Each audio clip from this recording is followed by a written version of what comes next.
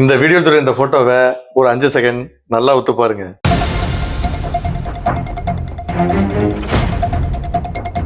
இந்த போட்டோல இருக்கிறது ஆண் பாவத்தோட போஸ்டர் தாங்க. இந்த படத்தோட மூவி ரிவ்யூ தான் நாம பார்க்க போறோம். இந்த படத்தோட ஹீரோ ரியராஜுங்க, ஹீரோயின் மாளவிகா, காமெடி நம்ம மீசைய முறுக்கு விக்னேஷ்காந்த், டைரக்ஷன் கலையரசன் தங்கவேல். சரி, இந்த படத்தோட கதை என்னங்கிறத ஒன்லைன் ஸ்டோரியில பார்ப்போம். ஐடி ஸ்டாஃபா இருக்காரு நம்ம ஹீரோ ரியராஜ். அவரு மாடர்னா இருக்கிற நம்ம ஹீரோயின் மாளவிகாவை மேரேஜ் பண்றாரு. எல்லா மேரேஜ் போலையும் ஸ்டார்டிங்ல பவுல்காம்னா இனிக்கிற போலயே நல்லா போயிட்டு இருந்தது அவங்க லைஃப். திடீர்னு ஒரு கட்டத்துல 2 பேரும் முட்டிக்க ஆரம்பிச்சிட்டாங்க. முட்டிக்க ஆரம்பிச்சதும் அவங்க எல்லாரும் போலவே கோர்ட்டுக்கு போயிட்டாங்க.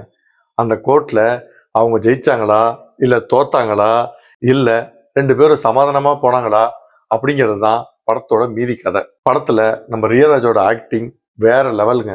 இவரு அடுத்த லெவலுக்கு கண்டிப்பா போவாருங்கிறத இந்த படத்தை வச்சு நான் சொல்ல முடியும். 2வது, படத்தோட ஹீரோயின் மாளவிகா நம்ம ஜோ படத்துல நடிச்சவங்க அவங்க அப்படின்னு சொல்றவங்களுக்கு படம் ஃபுல்லா சும்மா ஆர்ப்பாட்டம் பண்ணி கலகலப்பா வச்சிருக்காங்க. 3வது, நம்ம மீசைய முறுக்கு விக்னேஷ்காந்த். இவரோட காமெடி கவுண்டர் படம் ஃபுல்லா சும்மா நம்ம சிரிக்க வச்சுக்கிட்டே இருக்குங்க.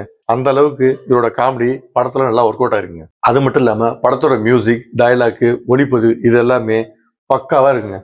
படத்தோட பிளஸ் என்னங்கிறத பார்ப்போம். படத்தோட பிளஸ் என்னன்னா, படத்துல நடிச்ச எல்லா ஆக்டருமே ரொம்ப அழகா நடிச்சிருக்காங்க. அது மட்டும் இல்லாம ஃபர்ஸ்ட் ஹாஃப் ஃபுல்லா காமெடி தாங்க. படத்தோட மியூசிக், டயலாக் டெலிவரி, ஒளிப்பதிவு எல்லாமே பக்காவா இருக்குங்க.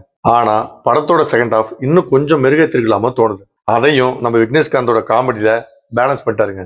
படத்தோட மைனஸ் என்ன, செகண்ட் ஹாஃப் இன்னும் கொஞ்சம் மெருகேற்றிருக்கலாமோ தோணுது.